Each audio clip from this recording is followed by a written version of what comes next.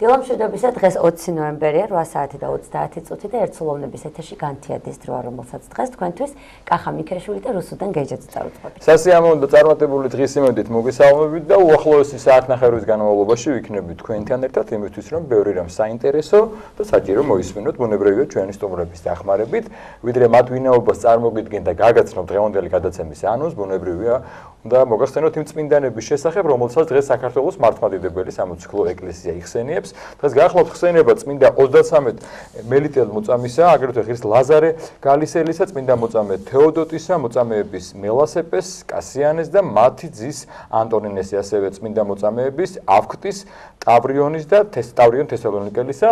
ყველას გისურვებთ მათ შემწეობას და რაც შეეხება დღევანდელ გადაცემას, თუ ვინ იქნებიან ჩვენი სტუმარი და რაზე შევაჩერებთ უახლოესი საათნახევრის განმავლობაში დღევანდელი განთიადის ფარგლებში თქვენს ყურადღებას, ბუნებრივია მოძღვარი იქნება პირველი სტუმარი და სულ რამდენიმე წუთში სტუდიაში შემოგბრძანდება წნეთი ახალდაბის წმინდა გიორგის სახელობის ტაძრის დოლსახური დეკანოზი ლევან ფიროსმანაშვილი და ჩვენ თაობათა შორის ურთიერთობაზე ვისაუბრებთ. პოლონეთის დამოუკიდებლობის 100 წლისთავის აღსანიშნავად საქართველოს პარლამენტის ეროვნული ბიბლიოთეკის საგამოფენო დარბაზში გაიმართება ღონისძიება პოლონელი კომპოზიტორისა და მევიოლინეს კონსტანტინა გორსკის შემოქმედებითი საღამოს შესახებ უბრალოდ ჩვენთან სტუმრები ისაუბრებენ, რომლებიც გახლავთ მევიოლინე ნინო ჟვანია და კონცერტის ორგანიზატორი იოანა აიერსი. ასევე გეტყვით, რომ გამოიცა უნიკალური ვეფხისტყაოსანი, ეს გახლავთ ბაგისეული ვეფხისტყაოსანი და სწორედ ამ პროექტის ავტორი და ერთ-ერთი ხელმძღვანელი იქნება ბატონი ბონდო მაცაპერიძე, მწერალი, გამომცემლობა ბაკმის ხელმძღვანელი და ხალბატონი რუსუდან მოსიძე, გამომცემლობა ბაკმის რედაქტორი, როგორც გითხარით, ეს ადამიანები გახლავენ ამ გამოცემის იდეის ავტორი და ხელმძღვანელი. ტროიანის მონასტერში უკვე 8 წელია, რაც ხატმწერთა სიმპოზიუმი იმართება საქართველოსთან 2 წლის განმავლობაში. ჯუსტან მიქაელ ფარულავა წარადგენს ტიხრულ მინაქარს, უფრო ვრცლად თავად სტუმარი ჩვენთან ისაუბრებს. საინტერესო გადაცემა გელოდება წინ, დაიწყეთ დილა განთიადთან ერთად, სულ რამდენიმე წუთში უკვე როგორც მოგახსენეთ დეკანოზი ლევან ფიროსმანაშვილი შემოგვიერთება, ნუ გადართავთ და გველოდეთ. დროებით.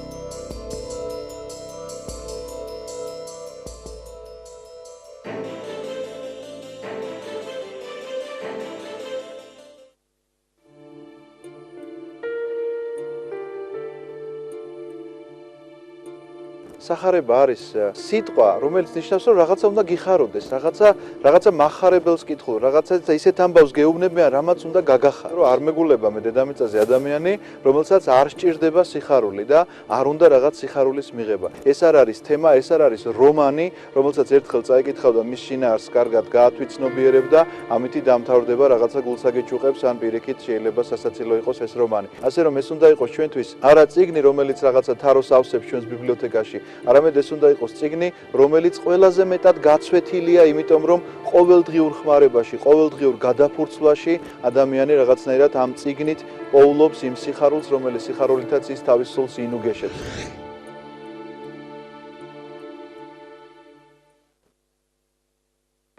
ერის ხასიათის, მისი სულიერი და ინტელექტუალური შესაძლებლობების შეცნობა, მის მიერ გავლილი ისტორიული გზის და სულიერი მემკვიდრეობის გააზრებით არის შესაძლებელი. საქართველოს საპატრიარქოს ტელევიზია ერთსულოვნება წარმოგიდგენთ გადაცემათა ციკლს ლიტერატურული პანორამა.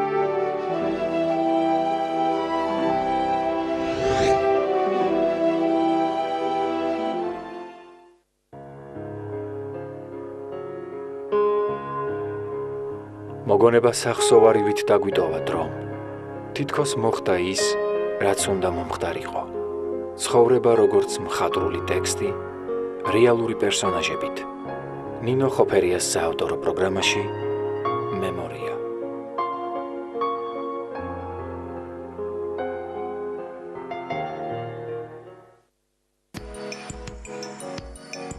წარმატებული მსოფლიოში ყველაზე ძლიერი ადამიანი, მსოფლიო ჩემპიონი. გიჩხუბი ეროდეს მეცხოვრებაში.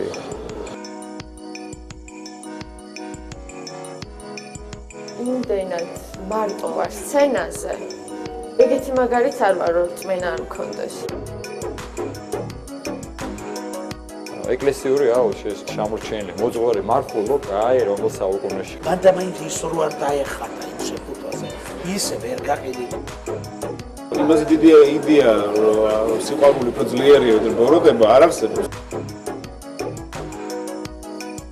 ყველაფერი ოჯახიდან მოდის, ხო, ესეა და რაღაც უფესვიდან მოდის და განსაკუთრებით ქართველებში ესეა.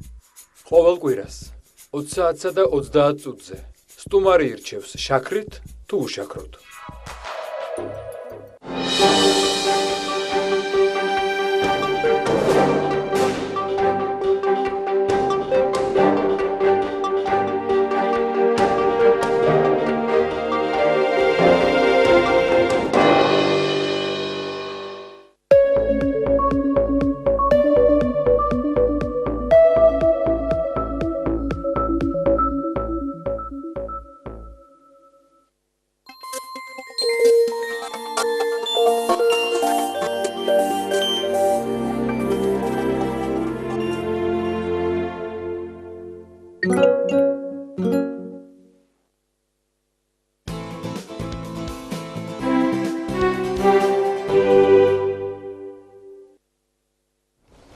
ჩვენი გადაცემა ყოველს კიდევ ერთხელ სიამოვნებით მოგესალმებით. შეგახსენებთ თქვენ დილის გადაცემა განთიადს უყურებთ და წარმოგიდგენთ პირველ სტუმარს.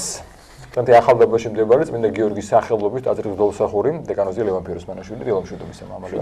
დილა მოგწოთ ღმერთს. დიდი მადლობა მოგზაურობისათვის. თავობოთა შორის ურთიერთობაზე უნდა ვისაუბროთ და ალბათ რაც არსებობს კაცობრიობა, ყოველთვის არის ეს პრობლემა და განხილვის საკითხი. თავობოთა შორის ურთიერთობა, თქვენ რა შეფასებას მისცემთ და როგორ შეიძლება ეს ეკლესიური ჭრილით განვიხილოთ? ცალსახად მორალური საკითხი არის, რელიგიაში ამით იჭრება და რამდენადაც რელიგიურობის აუცილებელი შემავალი საფუძველი არის ზნეობა და მორალი, აქედან გამომდინარე უფროს უმცროსობის კანონი, წინამორბედთა კანონი, რომელთაც ჩვენ წინ გაკვალეს, ჩვენ წინ გაიარეს, მით უმეტეს თუ თავად შემოქმედნი არიან ჩვენი ცხოვრებისა, ჩვენი სიცოცხლისა ან სწავლამოძღვრებითი როლი უჭირავთ ჩვენში და ეს საფუძველი შექმნეს, მეტად რა გმართებს ეს პასუხისგებლობა. საინტერესოა რომ მსგავსი ზუსტად აქცენტი მოდის ნათლობის ინსტიტუტში, ვრცელდება აქედან, როდესაც ნათლია-ნათელღებულ შორის არ ხდება ქორწინებითი საიდუმლოების აღსრულება. დაუშვებელია, რადგანაც სწორედ მორალური კრიტერიუმი შემოდის როგორც სულიერად მშობელისა და სულიერად შობილისა. და მაინც აი რატომ არის როგორ ფიქრობთ თქვენი აზრით, რომ ყოველთვის არის რაღაცა შვილების და მამების თაობა, ისეც უწოდებენ ხოლმე, ხო, გარდამავალი პერიოდი, როდესაც თითქოს რაღაცა შვილების თაობას რაღაც თავის დამკვიდრება უნდა. მე მშობელი ყოველთვის თვლის, რომ ისე არ უნდა. ეს კონფლიქტი სულ არის, როგორ ფიქრობთ, რა არის ამის გამოწვევი მიზეზი და როგორ უნდა იყოს იდეალურ შემთხვევაში? საკმაოდ ფაქიზი თემა, საკმაოდ გონივრული დამოკიდებულება საჭირო ორივე მხარისთვის. გარკვეული საჭიროებანია, შეღავათური საჭიროებანია. პირველ რიგში ის, როდესაც ჩვენ წინამორბედი არსებობს, მან გაკვალა და მას ეგება პატივი. მეორე, მისი გამოცდილება, მისი ცოდნა, მისი მდგომარეობა აუცილებლად პატივსაცემი არის, დასაფასებელი არის და გასათვალისწინებელი. ამასთანავე მე ერთ რაღაცას დავსწენ. თავისთავად ვინც ზოგადად სწორად უდგება და სწორად ზრდის, ეტაპ-ეტაპ მას ახლად წამოსულ ნერგს აძლევს თავისუფალს, როგორც ილია ამბობდა ვაჟაზე, ძველებად ჩავხაროთ კავალამი, ახალს დაუთმოთ გზა. გარკვეულწილად ეს პრობლემა შემსუბუქდება თუ კი მშობელია თუ წინამორბედი ადამიანი მომავალს ასპარეზის საფუძველს გადაუშლის, რომ როგორც თავის დროზე თითოეულ მათგანს სურდა წარმოჩენილიყო, დროულად გაეკვალა თავისი სიტყვა, საზოგადოებრივი ეთქვა, გაეხარა თავისი დათესილი მოქმედებით, ნამოქმედარით. ამ შემთხვევაში ზუსტად იგივე წადილი და იგივე სურვილი ნების ვერ მომავალ თაობას გააჩნია, უბრალოდ ერთს უმცროს თაობას მართებს მორჩილება და კეთილგაგება, ხოლო უფროს თაობას მართებს სინორჩითადმი ხელშეწყობა და ურთიერთთანამშრომლობით ბუნებრივია უკვე მოხდება კეთილის არბილის შექმნა, სადაც ორივეს თავისი ადგილი ექნება, მაგრამ გარკვეულწილად, არა ყოველთვის, მაგრამ გარკვეულწილად პრიორიტეტი უფროს თაობას ენიჭება. ხშირად, როდესაც ოჯახში ახალი წევრი შემოდის ხოლმე, ახალგაზრდებს ყოველთვის გონიათ, რომ უფროსებმა უნდა დათმონ, უფროსებს გონიათ, რომ ახალგაზრდამ უნდა დათმოს და აქედან იწყება ხოლმე, ის შემთხვევაში, ხოლმე ესე უხეშად არ ვიტყვი, მაგრამ იწყება ხოლმე კონფლიქტი. სად გადის ზღვარი აი ამ ურთიერთობის ბალანსისა, რა დროს თმობს ერთი და რა დროს უნდა თმობდეს მეორე? ზუსტად ის რაც აღნიშნეთ ახლობით იგივე არის, ასე ვთქვათ, ჩვენ გვაქვს ჩვენი სამუშაო კაბინეტი, მაგიდა სადაც გათვალისწინებული გვაქვს, სად უნდა იდგეს ჭიქა, სად უნდა იდგეს წიგნი, სად უნდა იდოს ტელეწიგნი, კალამი თუ ასე შემდეგ და ის ვინც არის კაბინეტის მფლობელი, ის ადაპტირებული ამისთვის და კომფორტულად აქვს შექმნილი. როდესაც ახალი შემოდის და გარკვეულწილად თუნდაც უნებურად გადაადგილებს, დისკომფორტი იწყება, რაც ადამიანს პრობლემას უქმნის და შესაძლოა აქედან კონფლიქტიც დაიწყოს.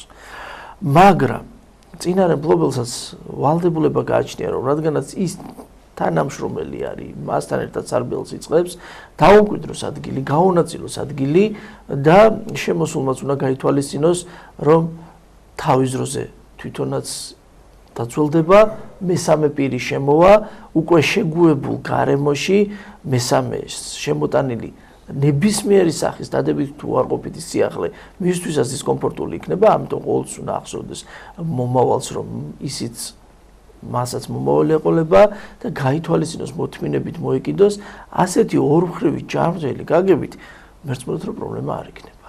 აუცილებლად დამხვედრმა შემოსულს სარბიელის საშუალება უნდა მისცეს და ეტაპობრივად აიყვანოს თანაბარ სარბიელზე და მოსულმა კი დამხვდურს მისცეს ამის საშუალება, ამის საფუძველი ნდობის და სიყვარულს, რომელთაც იწყება მერე ყველაფერი.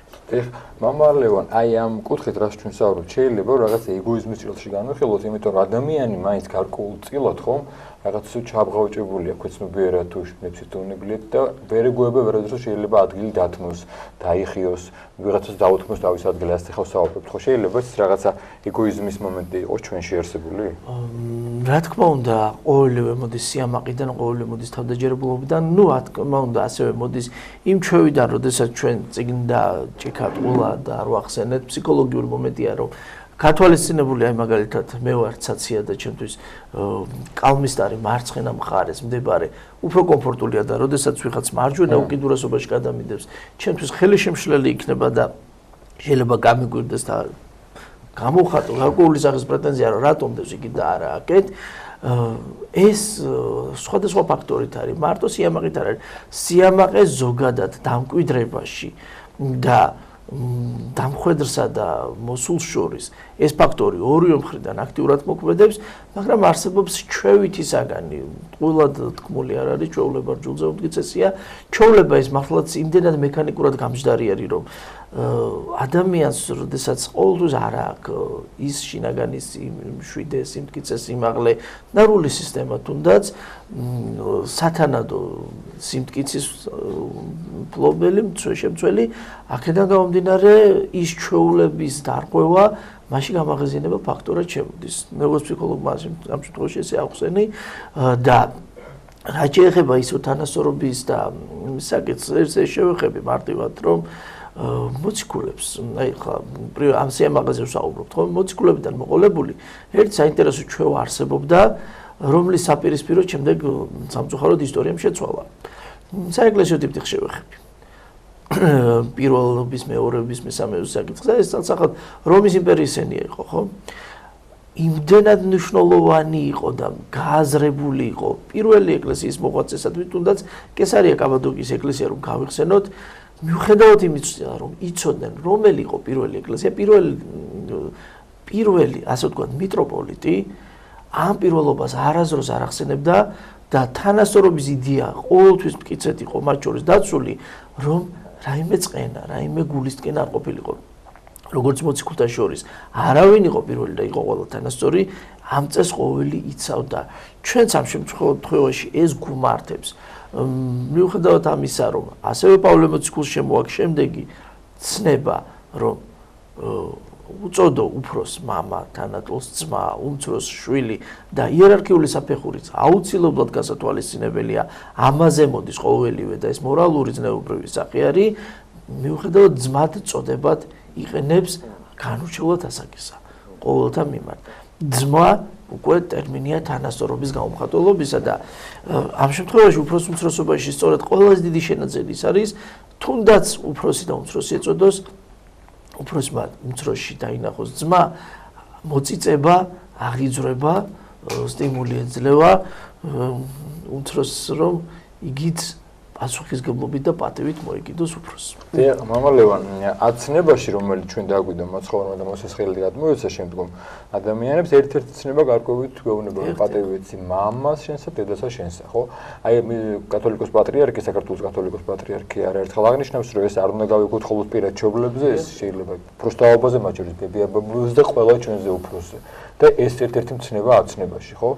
რამდენად აუცილებელია ამის გათვალისწინება და ამ კუთხით არის ხოლმე რომ რაღაცა იგივე ხანდახან აუგად ფიქცევით გვავიწყდება რომ უფროსები არიან, იგივე ჩვენ ოჯახში შეიძლება იყოს ნათესავებში, ან უბრალოდ სხვა ადამიანი რომელიც უფროსია და მადამი პატივისცემა და დამოკიდებულება მათთან. კეთილი, ზუსტად ასე არის ნებისმიერი ადამიანი ჩვენთვის უფროსი არის, მშობელი არის, მიუხედავად იმისა, რომ შესაძლოა იმას ფიზიოლოგიური არანაირი კავშირი არ ჰქონდეს, მაგრამ მოდი ასე ვთქვათ, ვიღაცა მასწავლებლად მოგვევლინა, ვიღაცა მაგალითის მომცემელად მოგვევლინა, ვიღაცა ცხოვრებაში რაღაცა აღზრდილობითი წვლილი შეიტანა პირდაპირი თუ ირიბი. თუნდაც ჩვენ ცხოვრებაში ნეგატიური პერსონა არსებობდა, მან სახედ მოგწა რა ნიშნავს უარყოფითი ქმედება და ამის საპირისპიროდ ჩვენ შეგვიძლია დავინახოთ შავის წილ თეთრის ფასეულობა, ცუდის წილ კარგის ფასეულობა. ყოველთვის უნდა დავინახოთ, რომ იმ წინარე საზოგადოებამ ჩვენი მომავალი ააშენა. მათ იცხოვრეს. არ ვიცნობთ საზოგადოების ძალიან დიდ ნაწილს, არ ვიცნობთ ადამიანებს, რომლებიც ასაკობრივად ჩვენზე სხვაობენ, დიდები არიან, გაიარეს უკვე, მაგრამ მათ ზოგადად შექმნეს ის საზოგადოება, რომელ საზოგადოებაში მონაწილეობთ. ეხლა შეიძლება ვისაუბროთ მახსოვს კიდეც აქტიურად გაჟღერდა რამდენჯერმე ერთი პერსონის მიერ ტელევიზიაში, რომ წინარე თაობას მამებს გეჭირათ თოფები, ერთმანეთს ხოცავდით და ესროდით. და ჩვენ გვქნით ხელოვნებაზე, იქ ფსევდოხელოვნებაზე იყო საუბარი. პასუხი მაქვს შემდეგი. წინარე თაობაში თოფი არა ყველას ეჭირა. და ბანდიტები და მავნებლები ყოველ თაობაში არსებობდნენ და იმ წინარე თაობამ 90-იან წლებსაც, რომელსაც ემდურის, წინარე თაობამ არნახული შრომა გასწია, რომელსაც მომავალი თაობა ჩვენ და ჩვენი შვილები უნდა მოსულიყვნენ. მე ჩემ ცხოვრებაში ყოველთვის დაღად მახსოვს ნაცრისფერი არ ერქვა 90-იანი წლები, სადაც ბრძოლა არსებობისთვის იყო.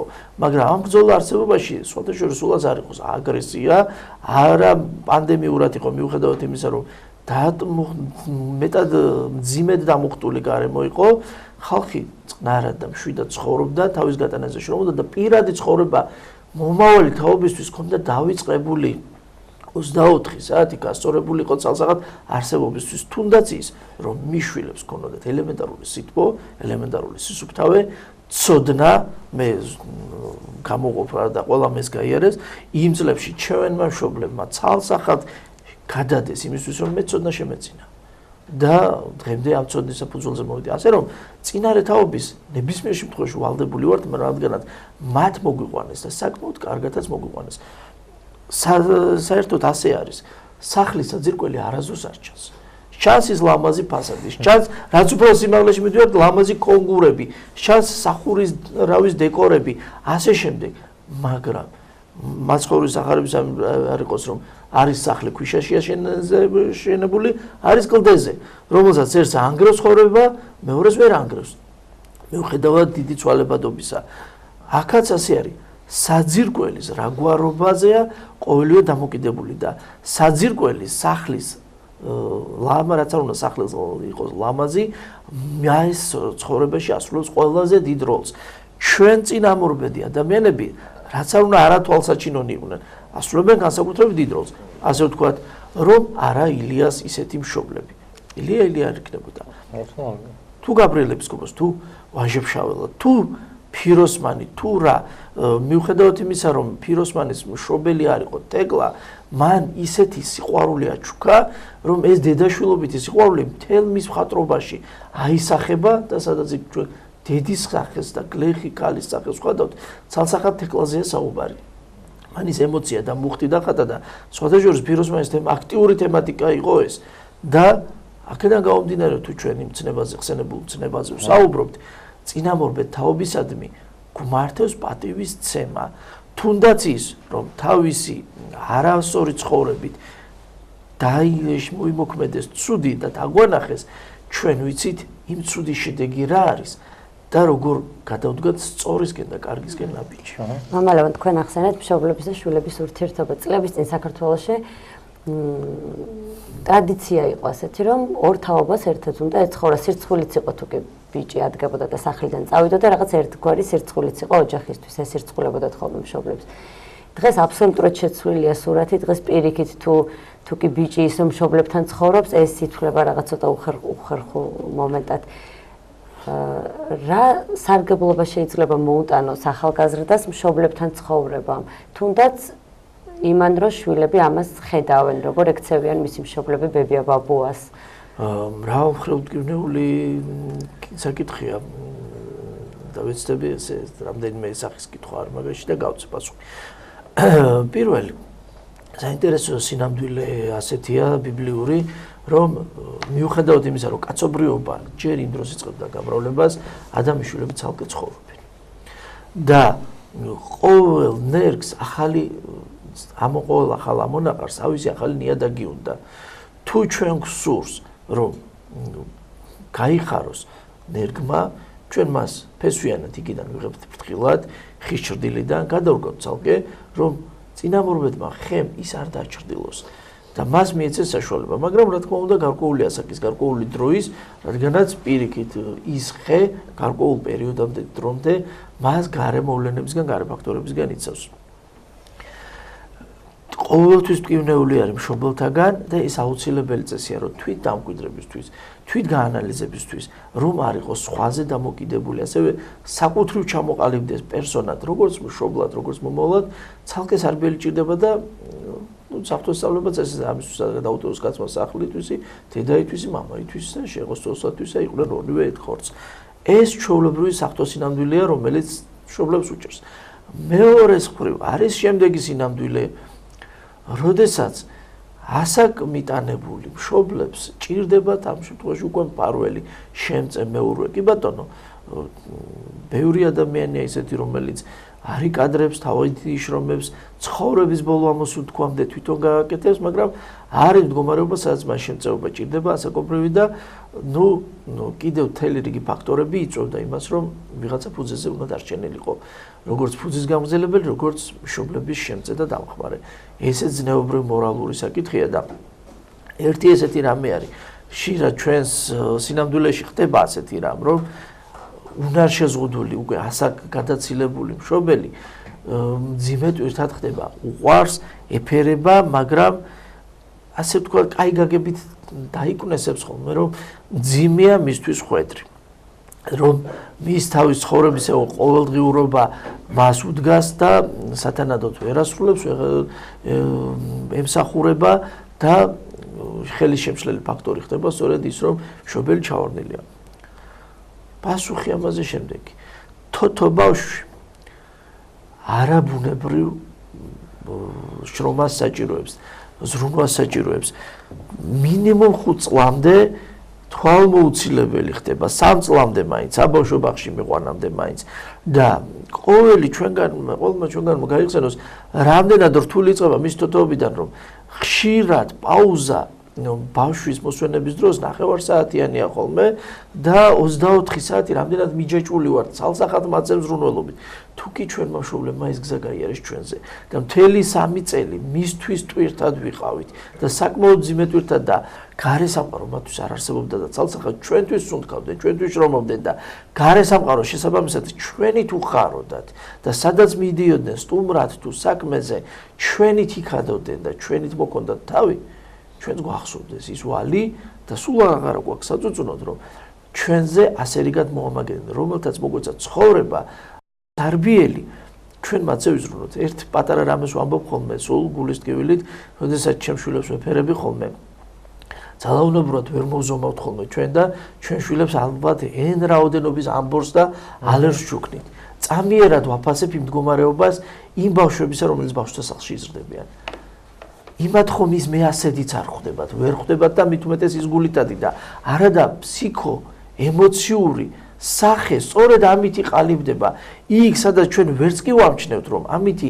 აუცილებელ სვარგლობას ვანიჭებთ ეს განებივრება არ არის ეს აუცილებლობაა რომელთაც მისი ფსიქო-ემოციური ლამაზი სურათი აუცაჭირო სურათი ყალიბდება როგორი როგორ ძიმე მდგომარეობაში არიან ბავშვთა სახლის ბავშვები და აი ეს ფსიქო-ემოციური სურათი ჩვენ მშობლებმა გვაჩუქეს და ჩვენ არა ვალდებულებით იმ მდგომარეობით არამედ სწორედ ემოციური აჟიტირებით გვმართებს ჩავარდნი მშობლებისადმი მოვლა მზრუნველობა და იოტისოდენად არ გვაქვს უფლება გვერდზე გავიხედოთ როგორც თავის დროზე მათ არ იცოდნენ დაბადების დღეზე არ იცოდნენ სადმე წასვლა ბავშვის რეჟიმიდან გამომდინარე დროულად წვეულებიდან მიდიოდნენ მოდიოდნენ ასე შემდეგ და მთელი მათი ცხოვრების ცენტრისკენული ნაბიჯი იყო ჩვენი თავი იგივე განწყობა უნდა დაშვათ. ჩვენ დრო ფაქტობრივად ამოვიწრო, რადგან ახსენეთ ეს თემა, ამით შევაჯამოთ, არის ხოლმე ხშირად თვითონ პასუხისმგებლობას იცილებენ და მშობლებს თუ ბებია-ბაბუებს აბარებენ თავშესაფარში, მოხუცებულ თავშესაფარში. ესეც ალბათ ამ კუთხიდან გამომდინარე არ არის სწორი მიდგომა და დამოკიდებულება, თითქოს აი რაღაცა უმადურობაა ასე მგონია. ხისტი პასუხი იქნება და უმადურობა ამორალური არის. მე გამახსენდება ერთ-ერთი ზოგი ჩინურს უწოდებს, ზოგი ზოგადად აღმოსავლურს უწოდებს, ზოგი ქართულს მოვლენას უწოდებს. ეს ზოგადად მე ვფიქრობ, რომ სოფლიო ზღაპრებში, სოფლიო თხრობაში ასახული, სადაც ასეთი თემა არის, რომ ბანზე, ბანის კუთხეში ყავს მშობელს, თავისი მშობელი მიტოვებული, დასმული და რადგანაც მას თავისი მოლა შეუძლია და ჰიგიენურად მომსახურება, იგი გარკვეული დისკომფორტული სურნის მატარებელი იყო. ამიტომ გარეთ ყავდათ რომ სახლი სუნით არ შეწუხებულიყო და მას ჰქონდა რაღაც ძველი ჯამი, რომელშიც საჭმელს უსხავდნენ. როგორც ასე თქვა ქუჩის ძაღლი. ერთხელაც გაიხედა მამამ და ხედავს მისი შვილი საქათმეში თუ საღორეში რაღაცა ჯამში იკეკება და რეცხავს და რასაკეთებ ბინძურამეს რატომ კიდევ ხელსო და ჯამს რეცხაო და რატომო და შენ რომ მოხუცდებიო და მან დაგსვამო ეს ჯამი უნდა დაგიდო მან და საჭმელი გაჭამო. აი სწორედ ეს ყოველთვის ბრუნდება, რასაც გავუკეთებ ჩვენს წინამორბედებს. იგივე დაბრუნდება, რაიც დაიტესება, ყოველთვის იგივე აღმოცენდება. ძალიან დიდი მადლობა მამა ლევან, შეგეხსენებთ თაობათა შორის ურთიერთობაზე, გვესაუბრებოდა დეკანოზი ლევან ფიროსმანაშვილი. ახლა ერთსულოვნების ეთერში 9 საათიანი ლოცვის დრო დაგვალოდეთ. იდება მაღალთაში ნომერცა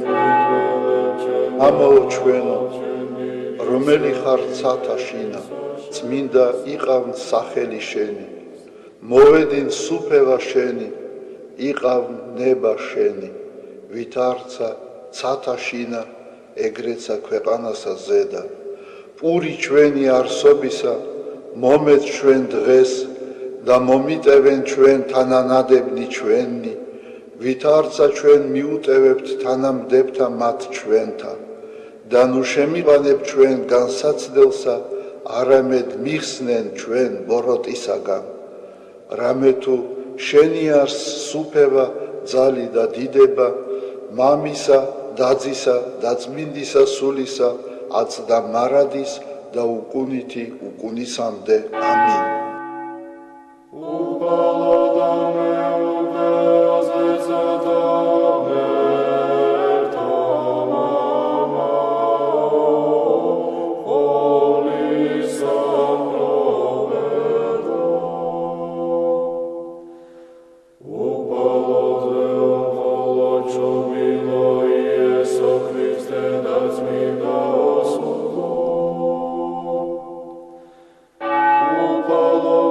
მიწალემე ღმერთო, დიდითა წყალობითა შენითა და მრავლითა მოწყალებითა შენითა ახოცე უჯულოებაი ჩემი.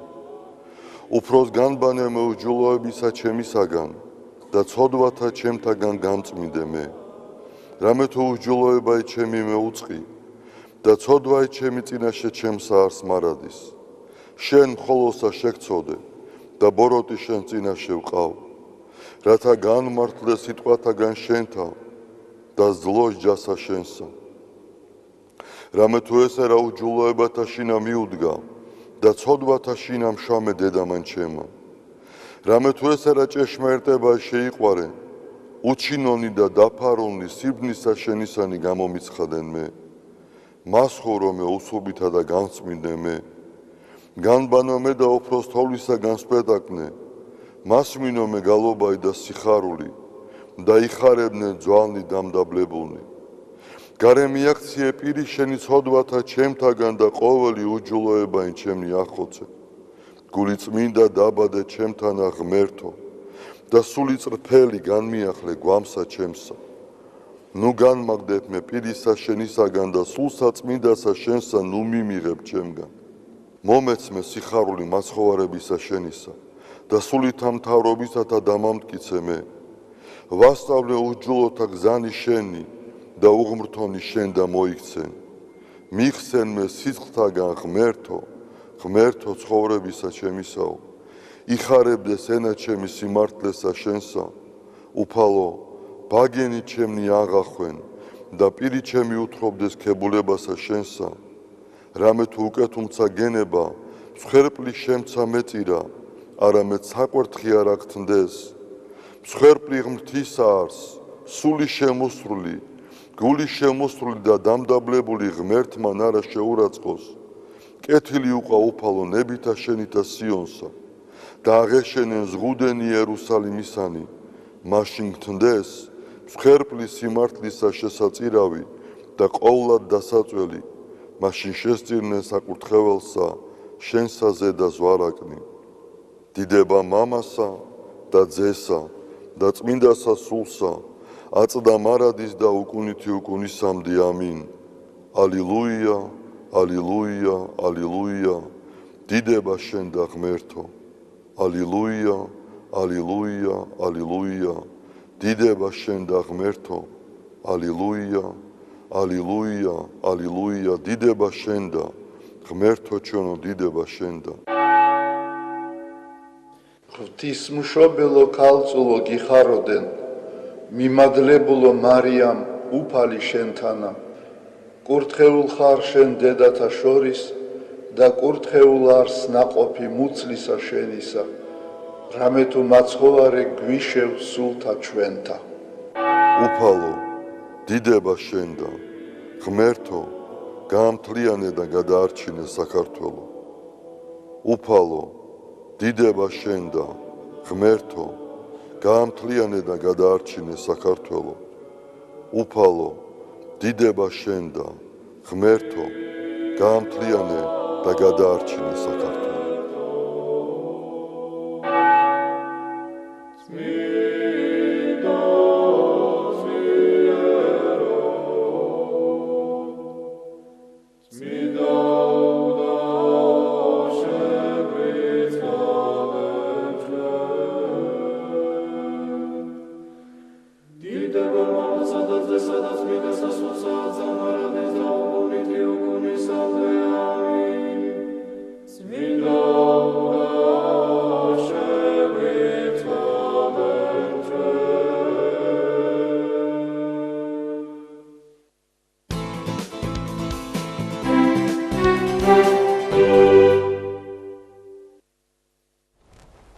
დავბრუნდით პირდაპირ ეთერში ძალიან საინტერესო თემით და სტუმრებით, როგორც დავაანონსეთ, პოლონეთის 100 წლის დამოუკიდებლობის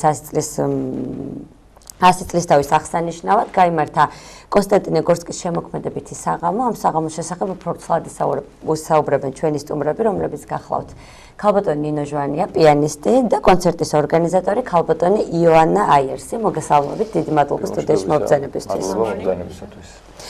როგორ ჩაიარა ღონისძიება? აქვე თქვა რომ ჩვენი სტუმარი ისაუბრებს უცხო ენაზე და ქალბატონი ნინო დაგვეხმარება თარგმანში. თუმცა მას გარკვეულწილად ესმის ქართული. ესმის, მაგრამ მაინც ჩვენ დავუწყოთ. 10 წელია უკვე საქართველოში. ძალიან კარგია. ისმეთ როგორ ჩაიარა ღონისძიებამ და რა იყო ამ ღონისძიების თავარი სათქმელი. 2 days ago we had a big concert that was organized by many different Polish communities in Tbilisi. ორი დღის წინ ჩვენ ძალიან დიდი კონცერტი ჩავატარეთ, რომელიც ორგანიზებული იყო რამოდენიმე საზოგადოების მიერ, პოლონეთთან დაკავშირებული საზოგადოების მიერ.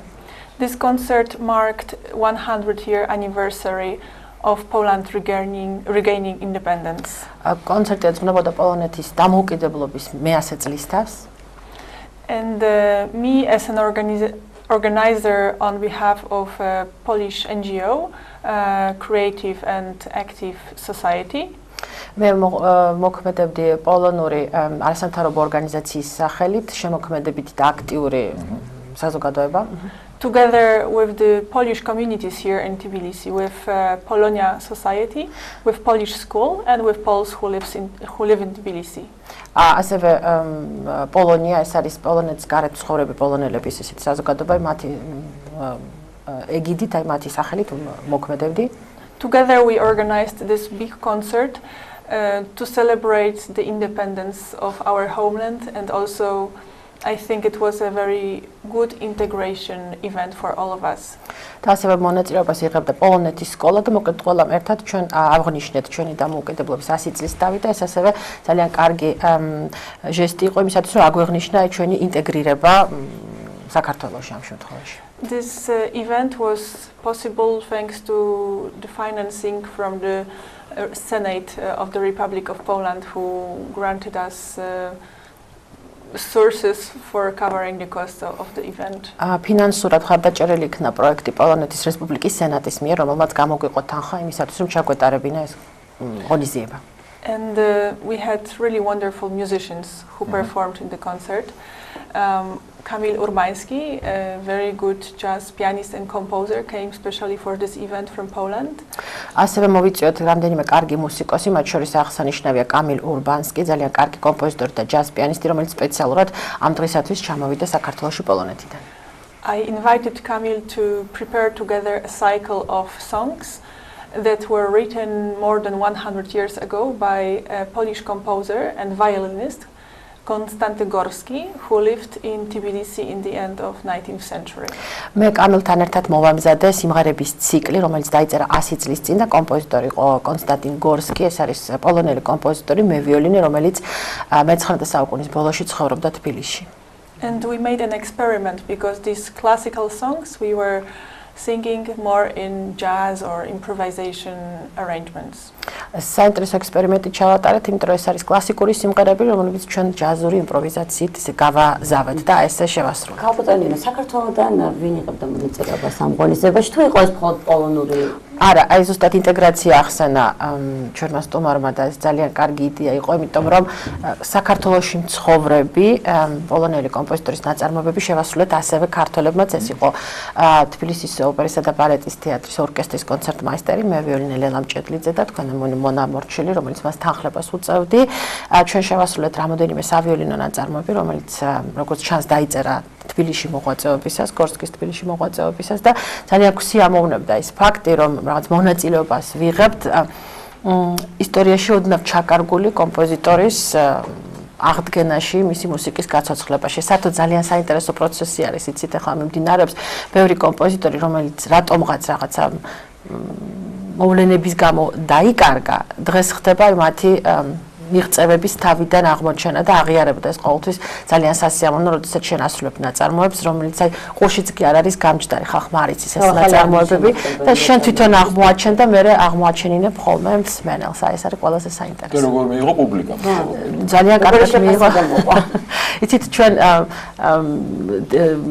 ვიცოდით რომ ძალიან კარგად მიიღებდი, იმიტომ რომ ახლა ძალიან ლამაზი ნაწარმოებები იყო, თვითონ მოგწონდა რასაც ვაკეთებდი და როდესაც შენ მოგწონს რასაც აკეთებ, ყოველთვის მიდის ეს მსმენელამდე. თან ისიც ჩვენ ორივე ვართ თანამედროვე მუსიკის ანსამბლის მონაწილეები, ჯორჯია მოდერნი ხშირად გვაქვს კონცერტები და იშვიათად ვასრულებთ მაინც აი ესე როგორც სოლისტები მე-18 საუკუნეში დაწერილ მუსიკას და ახლა ეს შესაძლოა მოგვეცა და ძალიან საინტერესო იყო ჩვენთვისაც და დარწმუნებული ვარ მსმენელისთვისაც ეს იგრძნობოდა. რომელს მინდა ვკითხო, ესეთი მასშტაბური ღონისძიება პოლონური მუსიკის პირველი იყო თუ ადრეც ყოფილა?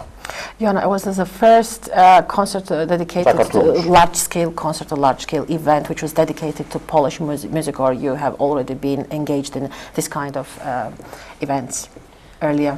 Of course, Polish Embassy organizes many events and concerts with the Polish music. We have very often great Polish musicians who come to Tbilisi and they perform either alone or in cooperation with Georgian musicians. რა თქმა უნდა, პოლონეთის საელჩო ხშირად აწყობს ესეთ ღონისძიებებს, სადაც იწვევს პოლონელ და ასევე ქართულ მუსიკოსებს იმისათვის, რომ მათ შეასრულონ პოლონური მუსიკა საქართველოში. Moreover, 2 weeks ago, a new institution was opened in Tbilisi that is meant to promote Polish culture in Tbilisi. It's called Polish Institute in Tbilisi.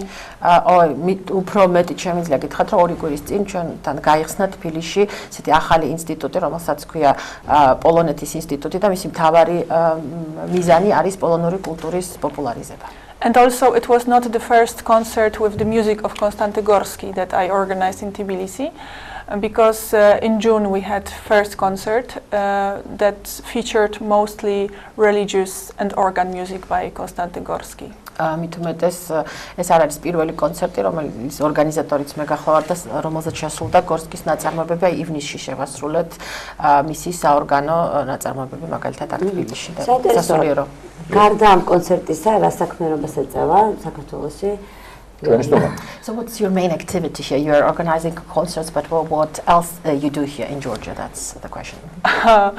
When I think about this event, I think that I did something completely crazy and I don't know if I would do it again, because in this project I was both organizing it and I was singing, and it is very difficult to do it together. საერთოდ რო ვფიქრობ ამ ღონისძიებაზე, მართლა რაღაც ძალიან რთული რაღაცა გავაკეთე პირველად ცხოვრებაში, იმიტომ რომ წარსდექი ერთის მხრივ როგორც მომღერალი და მეორეს მხრივ პასუხისმგებელი ვიყავი აი ამ ღონისძიების ორგანიზებაზე. კიდევ ერთხელ დავფიქრდები გავაკეთებ თუ არა მას.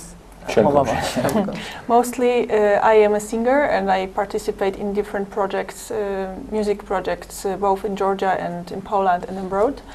But I decided to organize this event because I wanted to do something for Polish independence in Georgia and also to promote music of Konstanty Gorski. მე ძირთადად მაინც ვარ მომღერალი და ვიღებ მონაწილეობას კონცერტებში როგორც საქართველოში, ისე პოლონეთში და საზღვარგარეთ, ასევე სხვა ქვეყნებში. ისე ჩემი ძირითადი საქმიანობა ეს არის და აქ უბრალოდ გავაკეთე ეს ყველაფერი იმისათვის, რომ მინდოდა გორსკის მუსიკის პოპულარიზება, ეს იყო ჩემი მთავარი. ქართული ესე კარგად საიდან? Actually in Poland my main activity is to promote Georgian music. აი პოლონეთში პირიქით სხვათა შორის ყველაფერს ვაკეთებ იმისათვის, რომ ქართული მუსიკის პოპულარიზაცია გავაკეთო. იქაც ხო არა პირიქით ესეთი ქართული მუსიკის საღამოს მოწყობას პოლონეთში. Do you intend to organize maybe a concert of Georgian music in Poland? Yes, for next year my main project is to do Georgian music project both in Georgia and in Poland. მომავალ წლის გეგმებში შედის ესე როგორც საქართველოში, ისე პოლონეთში ქართული მუსიკის კონცერტების ორგანიზება. გადასარევია. ჩვენი წარმოწმებებს გისურვებთ, დიდი მადლობა ბრძანებებს, დიდი მადლობა. შემდგომში განაგრძობს თუ არა ორგანიზებას არ ვიცით, მაგრამ წარმოწმებებს უსურვებთ მეზიშვილს. ძალიან დიდი მადლობა. შეგასწავლეთ, რომ საქართველოს ეროვნულ ბიბლიოთეკაში გაიმართა საინტერესო კონცერტი პოლონეთის დამოუკიდებლობიდან 100 წლის იუბილეასთან დაკავშირებით და ამ თემაზე ჩვენი სტუმრები იყვნენ ორგანიზატორი ქალბატონი ივანა აიერსი და პიანისტი ნინო ჟვანია, რომელიც ასევე გვეხმარებოდა თარჯმანობაში. დიდი მადლობა, წარმოწმებებს გისურვებთ. და რამდენიმე წუთში ჩვენ ისევ დავბრუნდებით ეთერში მომდევნო სტუმრებთან ერთად დაგველოდეთ.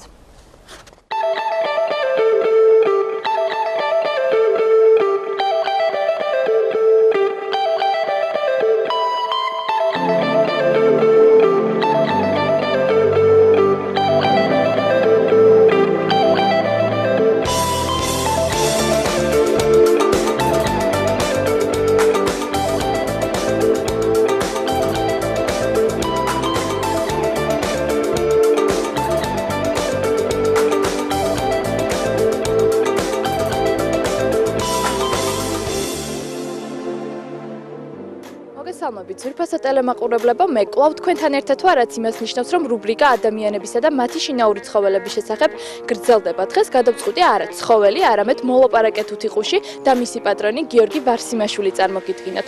ყველა მიცის, რომ ამ ფრინველს ნებისმიერი ჩვენგანის ხმით ალაპარაკების უნარი აქვს. დღეს კი ამ ყველაფერში კეკო დაგვარწმუნებს. კეკო, როგორ ახარ? კეკო, როგორ ახარ?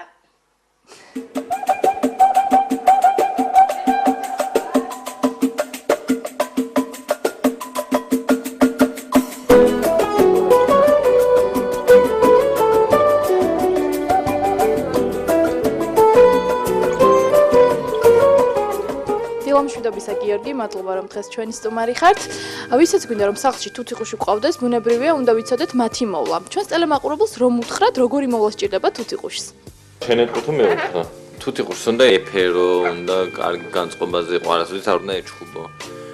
ეს არის თავარი. ზოგადად მე მგონი ყველა ცხოველს ეხება ეს. მეორე არის საჭმელი კვება და მისი კაპრიზების ატანა, იმიტომ რომ ძალიან ბევრი კაპრიზები აქვს, ამას თან ერთ გოგო არის და კიდე ცალკე გოგოს კაპრიზები აქვს. რა საკვებს აჭმევთ? ჩვენ ვაჭმევთ თავისი საკვები არის, მაგრამ გარდა ამისა ჭამს ყველაფერს, ხორცი არ შეიძლება. ასევე გითხრას რომ მწვანილი არ შეიძლება მწვანე. მაგრამ დანარჩენ ჭამს შოკოლადებს, კამფეტებს, პური უყვარს ძალიან. პურს აიღებს, ჩაალბობს და ისე ჭამს, პეჩენია უყვარს. ზესუმზირა მოუხალავი. რამდენად რთული პროცესი არის თუთიყუშისათვის ლაპარაკის ან სიმღერის სწავლა და რამდენად დიდ დროს მოითხოვს? არ ვიცი, იმიტომ რომ რაღაცა თავისით სწავლობს ეს და ჩვენ რამდენჯერაც ვეცადეთ სპეციალურად გვესწავლებინა რაღაცა არ გამოვიდა, თვითონ სწავლობ. რამდენი წლის ასაკში ისწავლა მან ლაპარაკი? ან პირველი სიტყვა რა წარმოთქვა? იცი როგორ იყო ჩვენ რომ მოგვიყვანეს სახში, ანუ ეს სხვა პატრონს ეკუთვნოდა და მის შვილებს ჰქონდათ ალერგია თუთიყუშზე და მოუწია გაჩუქება და ჩვენთან რომ მოიყვანა უკვე რა ლაპარაკობდა. ამიტომ ეს რაღაცა ბაზა უკვე ჰქონდა. პირველი სიტყვა რა იყო, არ გახსოვთ? პირველი სიტყვა კეკო იყო, იმიტომ რომ კეკო დაარქვა. საქართველოში რომელი ჯიშის თუთიყუში არის პოპულარული? ეს არის ამაზონი. საქართველოში პოპულარული არის პატარა თუთიყუშები, იმიტომ რომ იაფიღირს. ყველაზე მეტად ვინ უყვარს ოჯახში და სხვა უცხო ადამიანების მიმართ თუ აქვს აგრესია? ყველაზე მეტად უყვარ მე, ანუ ყველაზე მეტად კი არ მარტო მე უყვარ მე მგონი. დედაჩემს იტანს და დანარჩენები არ უყვარს არავინ. ყველაზე მეტად რა უყვარს მას? ყველაზე მეტად უყვარს ლაპარაკი და ურთიერთობა და როგორც კი არავინ არ არის აქ მის სიახლოვეს, ეგრევე იწყებს კივილს, ყვირილს და ერთ ამბავს და არავის არ ასვენებს და ამიტომ ყოველთვის ვიღაც უნდა იყოს აქ და ყოველთვის ართობდეს. ესეც ერთ-ერთი სირთულე არის თუთიყუშის ყოლის, რომ აი ყურადღება უნდა სულ. თქვენ თუთიყუშის ურთიერთდამოკიდებულება და სიყვარული როგორია? რაღაცა თვითონ აირჩია ეს, იმიტომ რომ არ ვიცი საიდან მოდის, შეიძლება გოგო რო არის და მე ბიჭი ვარ, არ ვიცი, მაგრამ აი თვითონ ამირჩია, აი.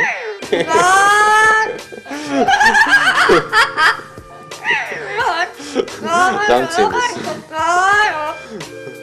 ხო და თვითონ აირჩია ესე და თავიდან დაიწყებითო ჯერ გვეშინოდა ყველას ხელით მოკიდება გალიაში იყო და მე რატომაც მეგავბედე პირველმა რომ კარები გაუღე და გამოდიოდა იმის მე რაღაცა ეთქობა. რამდენი წლის არის ახლა? მე მგონი 25-26. აი მე განსაკუთრებული ტალანტით თუ გამოირჩევა გარდა სიმღერისა. ტალანტი აქვს რომ მიხვდეს რა კონტექსტში რა თქვას. აი შეიძლება აი მართლა ყოველთვის გვანცვიფრებს რომ რაღაც სუფრაზე ვარ და ვიღაცამ შეიძლება რამე სასაცილო მოყვეს და პირველი ამას ეცინება. საიდან ხდება რომ ეს ჩვენც უნდა გავეიცინოთ, არ ვიცი.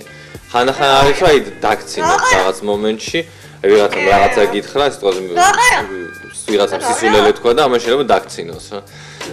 ასევე ესმის ასაც ლაპარაკობს, ტელეფონი დარეკავს, ალო იტყვის. სტუმარი შემოვა, როგორ ახარ ეტყვის. ანუ ეს ის არის, რომ ეს სიტყვებს ესე არ აბრეხებს. მოდი ვთხოვოთ კეკოს, რომ ჩვენს ტელემაყურებელს უმღეროს. კეკო უმღერებს? სხვა საოპერო არიებსაც უღერის, თუმცა რაღაც ძალიან ხასიათზე უნდა იყოს მაშინ. და ერთი ციცინათელა ალაგ-ალაგ ხანდახან ძალიან კარგად ვღერის. ხანდახან ისე რა. ბანაობის დროს უყვარს სიმღერა. კეკო კეკო და რინა ნელა შენმა შორის ნახება და დამანელა ხანგრძლივი პროცესი არის მისთვის რაიმე სიტყვის ან სიმღერის სწავლა? დიდი დრო სჭირდება? გააჩნიან ან ფსიქოლოგიას. ამის შემთხვევაში თავიდან როგორც ვიცი ძალიან ბევრი ისწავლა და მე როცა შეიცვალა ოჯახი ამ ადაპტაცია არის მაინდა-მაინც ადვილი, ამიტომ არ სწავლობდა. მოვიდა. საინტერესო ისტორიას თუ გაიხსენებთ გამორჩეულს. ისტორია არ გახსოვს რამე? ისტორია არ გახსოვს. ერთხელ იყო რომ საოპერო არიები დაიწყო, აი ეს კამერა დაინახა და დაიწყო საოპერო არიების სიმღერა.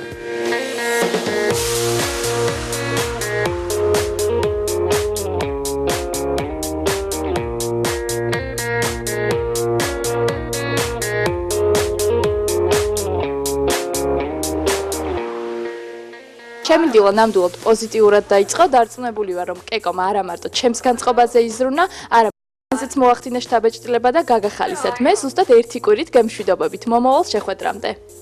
კეკო!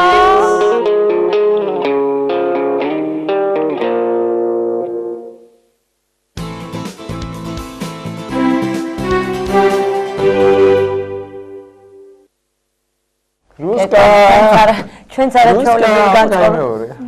კეკო, არაჩვეულებრივი განწყობა შეგვიქმნა ჩვენც კეკომ, თუმცა მაინც გალიაში დავტოვეთ და გული დავწყდა.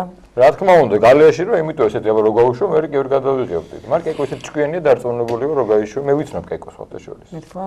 ვიცნობ მის პირველ პატრონსაც და მეორე ოჯახსაც, ასე რომ ვიცი რომ ძალიან ჭკვიანია კეკო და რო გავუშვა, მაინც არც არ ძავა გიორგის არ მოშორდება.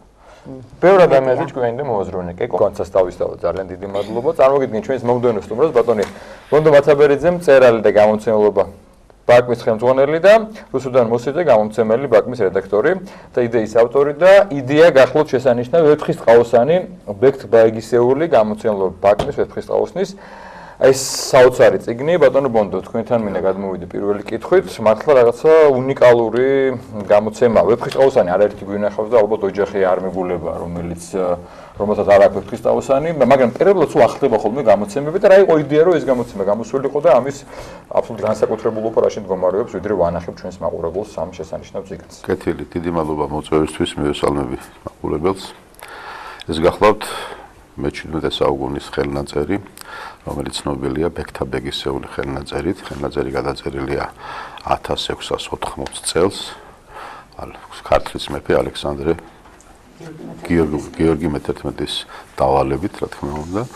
ეს არის უნიკალური ხელნაწერი. ჩვენ ამ წიგნის გამოცემაზე ვფიქრობდით 13-14 წელი. ხო, რაც შეეხება საგამომცემლო პროცესს, გაგრძელდა ზუსტად 2 წელი. ახლა გამოვდივართ იმ სტრესიდან, იმ შოკიდან, რაც აი ამ წიგნის მომზადების პროცესში. რა სტრესი და შოკი ახლდა რატომ? ჯერეთი დავიწყოთ იქიდან, რომ ხელნაწერი თვითონ ორიგინალში არის ასე ვთქვათ, დაზიანებული. სამმა საუკუნემ თავისი ხელი დაატყო ხელნაწერს. ახლა რასაც ხედავთ, აი ნახეთ, ტექსტი გნებავთ გვერდზე ოქროები, ამის დაწმინდას მოუნდა ჩვენი ორი ოპერატორი წელიწადი და 8 თვე დამერწმუნეთ 24 საათიან მუშაობის რეჟიმში. ბოლოს ისე დაიღალნენ და დაიქანცენ, რომ ტირზეც კი გადავიდნენ და აღარ შეგვიძლია მეტი. ყველა გვერდი სხვადასხვანაირი მოხატულობით არის შემკული, ხო? არ მეორდება, ანალოგი არ აქვს ერთ და იგივე. თავიდან როცა ჩვენ ორიგინალს ვეცნობოდით, იმედი გქონდა, რომ რამდენიმე გვერდი შეიძლება და განმეორებულიყო და იოლად გამოსულიყავით, მაგრამ არა. აბსოლუტურად ყველა გვერდი არის სხვადასხვა მინიატურები, ფლორა, ფაუნა, აგვირდებით ხედავთ თავად და ეს მატებს სიძვირფასეს ამ ხელნაწერს თვითონ ამ წიგნს. მე შევეცდები მათ ჩვენს მაყურებელს, იმიტომ რომ შევეცდები ვიზახებ, რომ ძალიან ძიმეა უნდა ვთქვა ჩვენს მაყურებელს. აი ეს ვეფხისტყაოსანი, რომელიც არის მოოქროვილია გვერდზე? კი, მოოქროვილია გვერდზე. აქვს სპეციალური დამატებული ზონარი, სადაც წარწერა, თვითონ უნდა ვნახოთ ეს აუცილებლად ვაჩვენოთ მაყურებელს.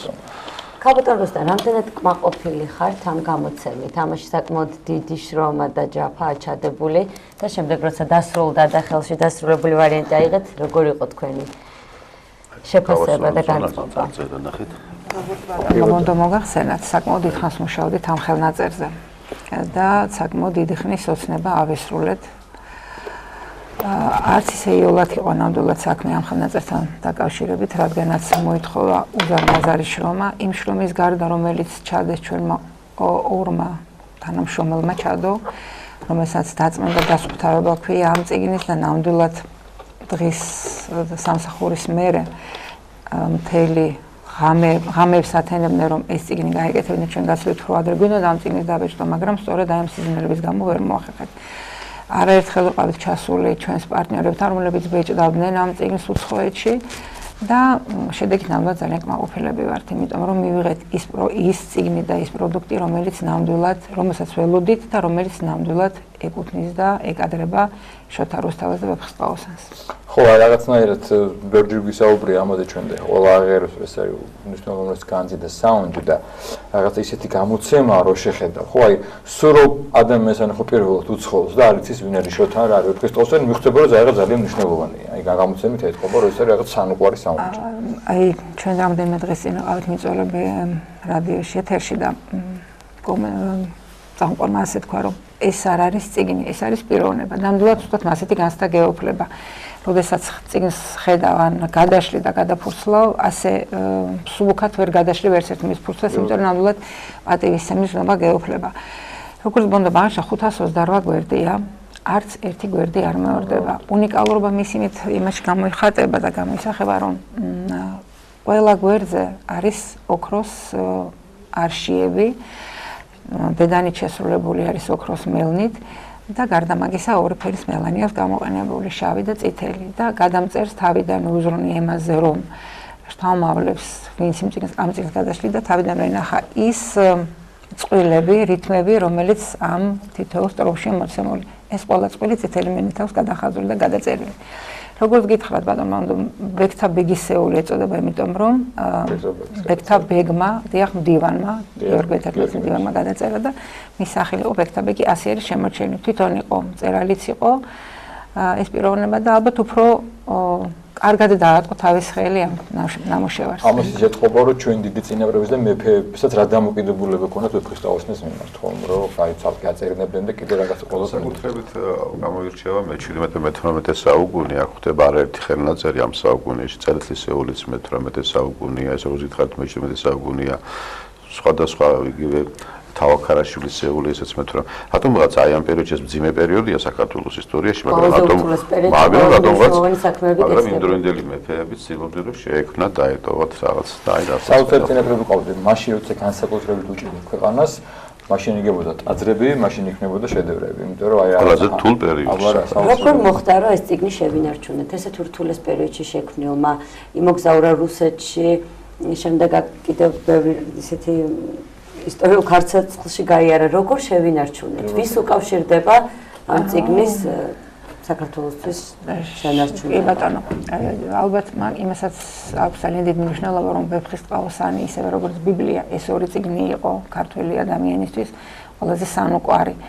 და რამდენადაც ვიცით ისტორიიდანაც არ ტოვებდნენ ამ ორ წიგნს, მიდიოდნენ, თან მექონდათ. როგორც იცით, ბექთა ბეგისეული იყო რუსეთში რამდენიმე და ორჯერ დაბრუნდა, მაგრამ ამ ხელნაწერის დაბრუნება უკავშირებენ ისევ და ისევ ექვთიმე ტაყაიშვილს, ისევე როგორც მე-17 საუკუნეში გადაწერილ ხელნაწერს წერეთლისეულს, რომელიც ასევე გამოვეცით. ასევე გელათის ოთხთავი. გელათის ოთხთავი. ექვთიმეს ჰქონდა გადაარჩინა. ექვთიმე ტაყაიშვილს როგორც წერა კითხვის, დიახ, როგორც წერა კითხვის გამავრცელებელი საზოგადოების წევრს დაევალა ხელნაწერების შეგროვება. და თავდაპირველად როდესაც დაიწყო ეს საქმე, იმდენად მოეწონა და იმდენად მიიზიდა, რომ 24 ხელნაწერი მოახერხა, რომ ეპოვა და ასე ვთქვათ დაებრუნებინა. ამ ხელნაწერთან დაკავშირებით იმდენად რთული ისტორია არისო, აი წერეთლისეულს რაც შეეხება, იქ უფრო ცოტა რთულად იყო საქმე, რადგანაც სარაჯიშვილს, რომელსაც სრულიად შემთხვევით ჩაუვარდა ხელნაწერი არა უკვე ხელნაწერი იყო დიახ, რომელიც ლუარსაბ მეფეს ეკუთვნოდა და წერეთლებამდე იყო მისული, ოღონდ არა აკაკი წერეთლის ოჯახში. აი ეს დაკარგული ხელნაწერი მიუტანეს სარაჯიშვილს. სარაჯიშვილს ამ დროს ყავდა უცხოეთიდან ჩამოსული სტუმარი და გადაწყვიტა, რომ აი ეს არაჩვეულებრივი წვენი მიერთმია მისთვის. ამას შეესწრო თმეთაღაიშვილი.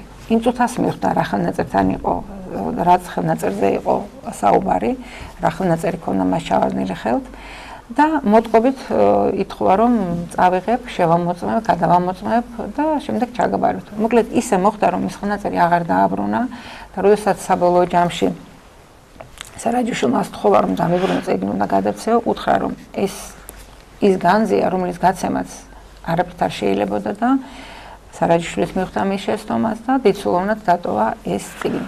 ხელნაწერი არსებობს ვეფხისტყაოსნის ჩვენამდე შემოგვიყვება. 160 ხელნაწერი არსებობს, მაგრამ არ არის ყველა სრულყოფილი. ზოგი ფრაგმენტების სახით არის, ზოგი, ესეთი.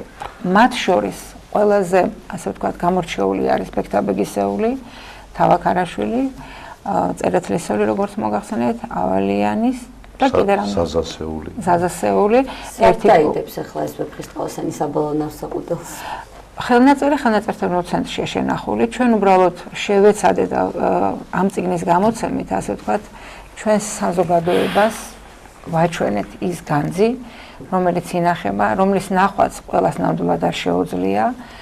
გარკვეული პერიოდები, როდესაც ეს ხელნაწერები იფინება ხელნაწერთა ცენტრში და მხოლოდ მაშინ შეუძლია მნახველს ამის ნახვა დათვალიერება და აი ამ წიგნების გამოცემით, რომელსაც ჩვენ გამოცემთ იგივე გელათის ოთხთავი, იგივე ჯუჭის ფსალმუნი, იგივე ეს ბექთაბეგისეული, ამით ვაძლევთ ჩვენ საზოგადოებას იმის საშუალებას, რომ ნახონ რა განძი გვაქვს და სხვათა შორის ამ სერიალსაც ასე ქვია, ასე ვთქვათ, წიგნებს, რომელიც აი ამ ერთი ქუდით გამოდის. ეს არის განძი რჩეული, რომელიც ნამდვილად ჩვენი ეროვნები და ჩვენი განძია. ჩვენ ორნამენტს მიაქციეთ ყურადღება გაგვიდებოდით, ეს არ არის ჩვენს მიერ ეს აღდგენილი ორნამენტი, რომელიც ძალიან ცუდად გამოიყურება, გარეგანს გულისხმობთ, ერთ-ერთი იქნა აღდგენილი, შრიფტის წარწერაც ვეფხისტყაოსანი დედაინდან არის გადმოტანილი. ხედავთ ალბათ აგვიდება. კი ბატონო, რამე გითხოთ, ეს ერთი ეგზემპლარი გამოიცა თუ დაუშვათ? არა, ერთი როგორ შეიძლება ერთის გაკეთება. ხო, ანუ ერთი ეგზემპლარი არის ფოტოტიპური გამოცემა, რომელიც ინახება ორიგინალთან ერთად ხელნაწერთა ცენტრში, მაგრამ ეს არის სერიულად, ეს ქართველი მკითხველებისთვის არის.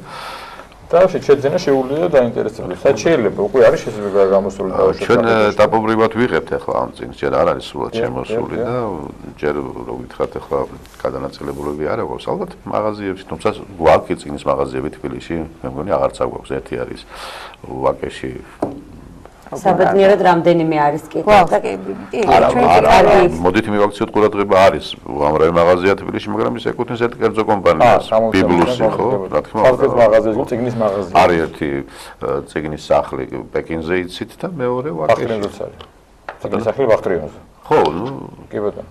ალბათ შევიტანთ მივაწვით. ყოველ შემთხვევაში მსურველი აუცილებლად მოძებნის, მთავარია რომ დაინტერესდეს. თავარი კითხვა მოუნდათ ბატონო. ციგნი ქონდა ფრანკფურტში 2 წელი ჩამოგვივიდა, პრეზენტაცია არ ყოფილა, არ იყო ეს კათოლიკური პროგრამით. ვერ ვივარაუდეთ მოესწრებოდა თუ არა და უკვე იქ ვინც ნახა ახთუანებაში მოვიდა ყველა, გარკვეული სიებით შედგა რომ მე მსურველთა სიები და წარმატებებს გისურვებთ, ძალიან დიდ მადლობას მოგახსენებთ ამ ძალიან მნიშვნელოვანი საქმის წამოწყებისთვის და განხორციელებისთვის და მართლაც საოცრებაა ეს კიდევ ერთხელ აი ამ წიგნის გამოცემა და კიდევ ერთხელ შევეცვალ უყურებ განგაწყობ იმისთვის რა განძია და რა გვაქვს ჩვენ ქართულად. განძი რომელიც უნდა იყოს ყველა ქართულ ოჯახში, აი ეს. იყოს ოღონდ მარტო თავროზე არ წაიკითხო. იკითხება თქვენ ტექსტი იკითხება სხვა ხელნაწერზე განსხვავებით აქ ტექსტი იკითხება. ხო, სასიამოვნოა, ვინც შეიძენს ჩვენ თქმა იქნება თან წაიკითხო მარტო ისე განძად ძალიან კარგი სანახავია სახში ეს, მაგრამ შიგნით კი უფრო საინტერესო რაღაცები წერია. გოგონებს გაუჩნდათ მზითვი, სამზითვი. გადასარევი, ადრე იყო ტრადიცია, რომ խոսალოსნით გამზითვებოდა შესაძლოა. აგერ არის. დიდ მადლობას მოგახსენებთ, იგახსენებთ ჩვენი სტუმრები გაახდნენ ბატონი ბონდო მაცაბერიძე და ქალბატონი რუსუდან მოსედი და ვეფხისტყაოსნისა უნიკალურ გამოცემაზე ვსაუბრობდით. და რამდენიმე წუთში მომდევნო სტუმრობით დაგიბრუნდებით, დაგვალოდეთ.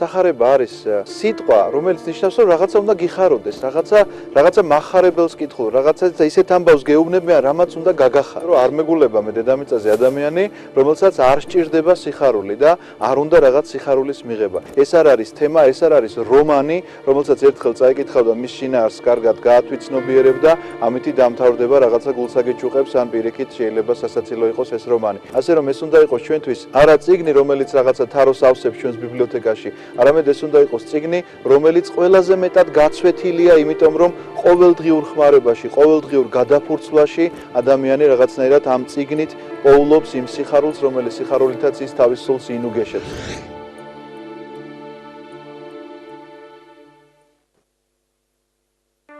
ერის ხასიათის, მისი სულიერი და ინტელექტუალური შესაძლებლობების შეცნობა, მის მიერ გავლილი ისტორიული გზის და სულიერი მემკვიდრეობის გააზრებით არის შესაძლებელი.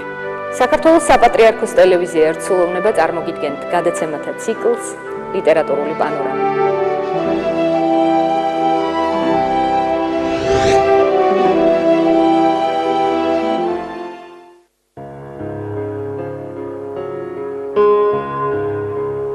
მოგონება სახსოვარივით დაგვიტოვა დრო. თითქოს მოხდა ის, რაც უნდა მომხდარიყო. ცხოვრება როგორც მხატვრული ტექსტი, რეალური პერსონაჟებით. ნინო ხოფერიას საავტორო პროგრამაში მემორია.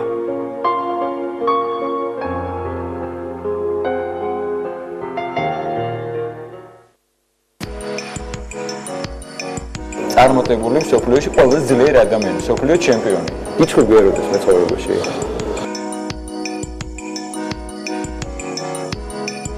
იმდენად მარტო ვარ სცენაზე. ეგეთი მაგარიც არ ვარ, რომ წმენა არ მქონდეს. ეკლესიური აუშეს შემორჩენილი მოძღვარი მართლობა, აი რომელ საუკუნეში. გადამაინც ის რო არ დაეხატა იმ შეფუთვაზე.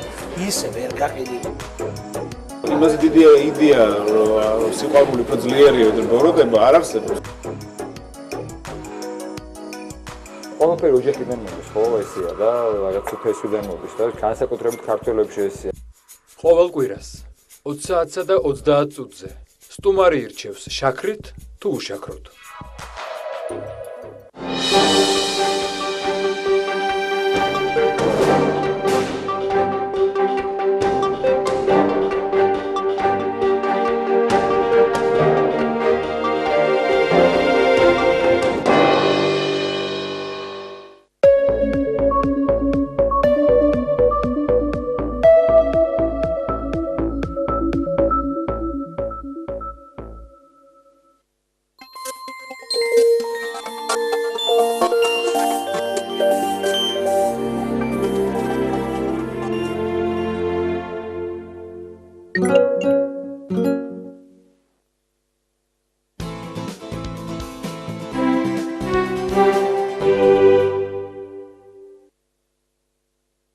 გრძელდება ჩვენი გადაცემა, სიამოვნებით გვინდა წარმოგიდგინოთ ჩვენი დღევანდელი გადაცემის სტუმარი. ხატვავა, სანამ განვაგრძობთ საუბარს, მინდა სიუჟეტი წარვადგინოთ და თემატურად გადავვალთ საუბარზე, გეტყვით რომ ტროიანის მამათა მონასტრის წინამძღვარმა ეპისკოპოსმა სიონმა საქართველოს კათოლიკოს პატრიარქ დიდმოწამე ქეთევანის ხატი გამოუგზავნა, რომელიც ბულგარეთში მოღვაწე ხატწერებმა დაწერეს. სლად ქეთევან ვაშაკიძე მოგვითხრობს და ამ თემაზე და ამ ხატის მნიშვნელობაზე უკვე ჩვენი სტუმარი ისაუბრებს ეთერში. უწმინდესსა და უნეტარეს სრულიად საქართველოს კათოლიკოს პატრიარქს, მცხეთა თბილისის მთავარ ეპისკოპოსსა და ბიჭვინთისა და ცხუმაფხაზეთის მიტროპოლიტს ილია მეორეს ბულგარეთიდან ტროიანის მამათა მონასტრის წინამძღვარმა ეპისკოპოსმა სიონმა საჩუქრად წმინდა დიდმოწამე ქეთევან დედოფლის ხატი გამოუგზავნა. აღსანიშნავია, რომ მონასტერში 8 წელია ხატმწერთა სიმპოზიუმი ტარდება და ბოლო 2 წელია ტიხრული მინანქრის ტექნოლოგიის განხრით სიმპოზიუმში მონაწილეობას საქართველოს წარმომადგენელი ჯუსტან ფარულავა იღებს. სწორედ მას უთხრეს პირველად იმ საჩუქრის შესახებ, რომელსაც საქართველოს ეკლესიის მწყემსთავარს უმზადებდნენ. ტროიანის მონასტრის წინამძღვარი საქართველოში რამდენიმე წლის წინ იმყოფებოდა და სრულიად საქართველოს კათოლიკოს პატრიარქსაც მაშინ შეხვდა. ეს დღე ეპისკოპოს სიონისთვის იმდენად შთამბეჭდავი და დასამახსოვრებელი აღმოჩნდა, რომ გადაწყვიტა საჩუქარი საქართველოს ეკლესიის მეთაურისთვის მიეძღვნა. დამირეკა თვითონ ხატმწერთა კავშირის თავმჯდომარემ დიმჩოვსკიმ და მეუბნება, რომ გამომიგზავნე სრული და ყველაზე კარგი შრიფტით, ქართული შრიფტით შესრულებული წარწერა ქეთევანწამებულის ხატისთვის გჭირდება. რომ მკითხე რატომ, რაში გჭირდებათ, მითხრა რომ ეს ერთგვარი სიურპრიზია, ჯერ გთხოვთ რომ იქ არავის არ უთხრათ, მაგრამ გადავწყვიტეთ მეუფემ და ჩვენ რომ პატრიარქს გავუკეთოთ საჩუქარი. უფესიონი ხშირად აღნიშნავს უწმინდეს და ამბობს რომ ის მარტო ქართველების პატრიარქი არ არის, რომ ის ყველასთვის არის გამორჩეული ადამიანი მთელს მართლმადიდებლურ სამყაროში და ხშირად მაგალითად მოყავს ქადაგებებშიც და საუბრებში ძალიან აფასებს უყვარს და ახსოვს ის მიღება ის სითბო უწმინდესისა, რაც რამოდენიმე წლის წინ იყო. ხატი ბულგარეთში დიმჩოვსკების სახელოსნოში დაიწერა. მასზე რამდენიმე თვის განმავლობაში წამყვანი ხატმწერები მუშაობდნენ. როდესაც ხატი გამზადდა, სიწმინდა საქართველოს ეკლესიის მეთაურთან ჩამოსაბრძანებლად ჯუსტან ფარულავას გადასცეს. წმინდესთან დაგვაბარა ის რომ ეს ხატი არის ერთგვარი ხიდი ქართველებისა და ბულგარელი ხალხისადმი და ორი მართლმადიდებლური ქვეყნის კავშირი სიმბოლო და დიდი სითბო და მოკითხვა უწმინდესთან. ძვირფასო ხატმწერებო, მოგესალმებით ყველას. დიდი მადლობა მინდა გადაგიხადოთ, რომ ტრადიციულად ვესწრებით ბულგარეთის ხატმწერთა მეგობრული კავშირის მიერ შექმნილ სიმპოზიუმს. აგრეთვე მივესალმები ყველას, ვინც კეთილი სურვილით მობრძანდა ამ წმინდა მონასტერში. წლევანდელი წლის შეკრება იმითაა გამორჩეული, რომ ღვთისმადლით შევქმენით ძვირფასი ხატი, წმინდა დიდმოწამე ქეთევან წამებულისა და გვინდა გადავცეთ საქართველოდან ჩამოსულ ქართველ ხატმწერებს, რომ საჩუქრად მიართვან უწმინდესა და უნეტარეს საქართველოს პატრიარქს. ღვთის შეწევნით ხატი შეიქმნა დიმჩოვსკების სახელოსნოში. შეგვეწიოს წმინდა დიდმოწამე ქეთევანის მადლი. ეს ხატი ყოფილიყოს ქართველებსა და ბულგარელებს შორის გადებული ხიდი ურთიერთობების განსამტკიცებლად.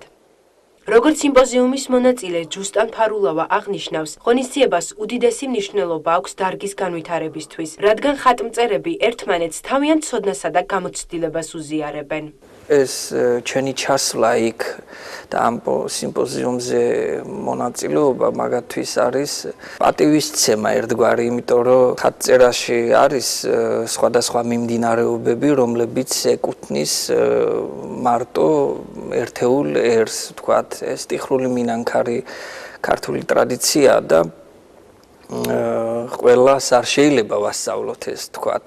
უფემ ეს მადლობის ნიშნადაც დაუკავშირა ხატის შექმნა ამ ყველაფერს, რომ ჩვენ მან გაუზიარეთ ეს ჩვენი ცოდნა ამ მიმდინარეობის მხრივ და დაინტერესებულ ხალხს ვასწავლით.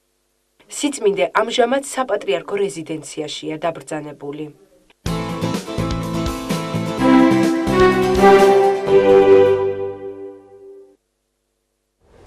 თელმო ჩვენი გადაცემა უკვე სტუმართან ვაგრძელებთ საუბარს, როგორც თავში მოგახსენეთ.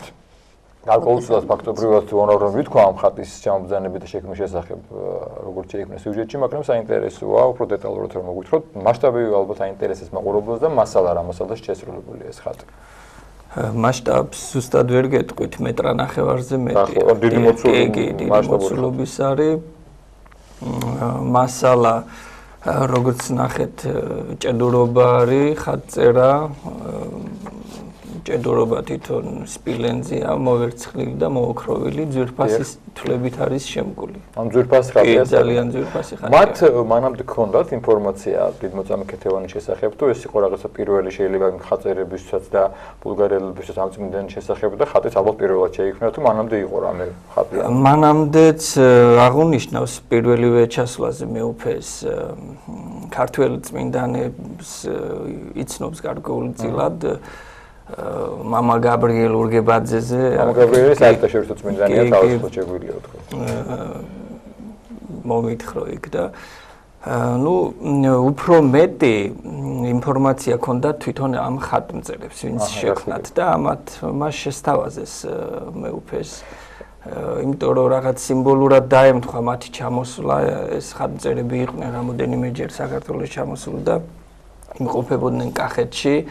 ინფორმაცია იცოდნენ ამ წმინდანის შესახებ, კეთილმოწყამებული შესახებ, რომ წმინდა ნაწილები არ არის საქართველოში და ეხლა ხან მოგზაურობდა ეხლა ხან რო ჩამოაბრძანეს და დაემთხვა ისე რომ კახეთში რო იყვნენ დაძრის მოსალოცად ხო იქ გიდს უთხრეს ესე და გიდმა უთხრა წინამძღვარმა უთხრა დამელოდეთ ერთი წუთიო და გამოაბრძანა კეთილმოწყამებულის წმინდა ნაწილები და ეს მათთვის ერთგვარი ნიშანი იყო რომ ვის ხატი უნდა შექმნეს ხო რომ მოუწეს მერე მეუფე სიონს გადაწყვიტეს რომ ეს ხატი შეიქმნას როგორც ვატყობთ ახლა თქვენი საუბრიდან გამომდინარე და ჟესტით ხატის გამოგზავნა მის ყოველდღიურ სამღვდელოებობას მეუფე სიონს რაღაც გარკვეული თბილი დამოკიდებულება აქვს ჩვენი ქვეყნის სამხედრო და პატრიარქისადმი ხო მეუფე სიონმა პირველივე ჩასლა უკვე მეორე წელია ჩვენ ჩავდივარ სიმპოზიუმზე და მომიყვა ის რომ რამოდენიმე წლის წინ ზუსტად არ ვიცი 4 თუ 5 წლის წინ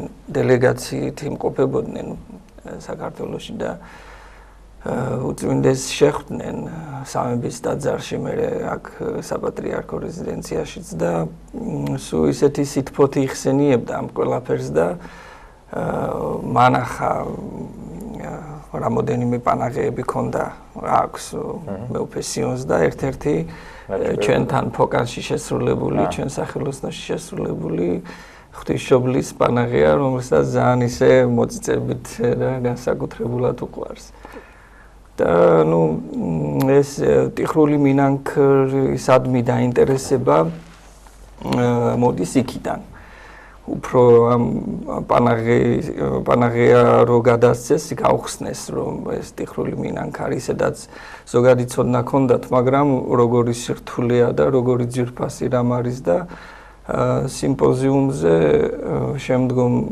წელს დააბარა ხელმძღვანელს დიმჩო დიმჩოვსკის რო იქნებ ვისაც იცნობთ იქ თქვენ ანუ თქვენ იქ მიწვევით ყოფილიყო კი ფოკანი მიიწვიეს დათი კაგაბაძე არის ჩვენი ხელმძღვანელი შესანიშნავი იქ 13 წელია მე იქ მუშაობ და დათის თხოვა თვითონ ხელმძღვანელმა სიმპოზიუმის ხელმძღვანელმა დიმჩოვსკიმ იქნებ ვინმე ჩამობრძანდეს და იქნებ გაგვიზიაროს იმიტომ რომ უფრო მრავალფეროვანი იქნებოდა მათი სიმპოზიუმი მან ხატმწერები არიან ძირითადად, ნუ ბევრი სხვადასხვა ქვეყნებიდან ჩამოდიან და საერთაშორისო სიმპოზიუმი. კი, ნუ მოწვევებს უგზავნიათ და ვისაც დრო აქვს, აგვისტოში ტარდება ეს პირველიდან 10 რიცხვამდე და დრო აქვს, სურვილი ჩამოდიან და თქვენ კონკრეტულად რა ნამუშევრები წარადგინეთ ტიხრული მინანქრის სიმპოზიუმზე?